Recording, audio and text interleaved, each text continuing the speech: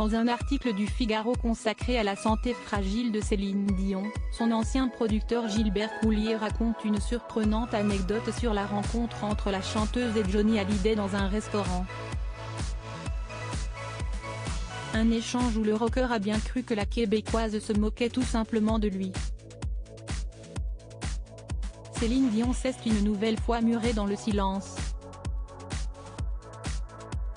2 mois après avoir annoncé l'annulation de toutes ses dates européennes jusqu'en 2024, la chanteuse québécoise a quitté sa résidence à Las Vegas, et vendu sa villa pour 30 millions de dollars, pour rentrer dans son pays natal.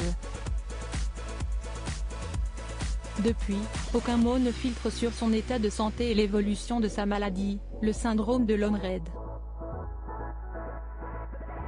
Seul son fidèle parolier Jacques Veneruso a donné quelques nouvelles ce dimanche dans les colonnes du Figaro. Elle est fatiguée, son état n'évolue ni dans un sens positif ni dans un sens négatif, a-t-il confié.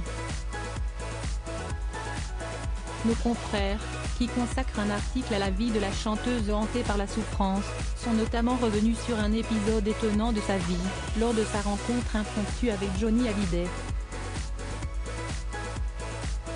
Il avait quand même un peu de mal à comprendre si les deux monuments de la musique partageront maintes fois la scène durant leur riche carrière, si est-ce par un heureux hasard qu'ils se croisent pour la première fois en 1999.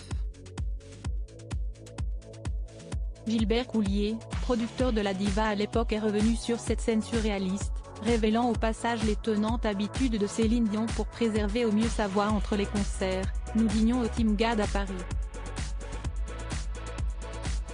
C'était une journée où Céline ne parlait pas du tout. Elle s'imposait une journée de silence complet par semaine pour préserver sa voix. Arrive Johnny Hallyday, qui passe chercher un couscous pour dîner chez lui avec Laetitia. Johnny arrive à la table, parle à Céline, qui ne lui répond que par geste. Johnny s'interroge. Il me demande si elle ne se moque pas de lui. Je lui explique, mais il avait quand même un peu de mal à comprendre, raconte le producteur. Il faut dire qu'un monde séparait Johnny Hallyday et Céline Dion quant à la préservation de leur voix et surtout de leur santé, entre une Québécoise prête à tout pour se préserver et un rocker qui brûlait la chandelle par les deux bouts, comme l'ont souvent confié ses proches.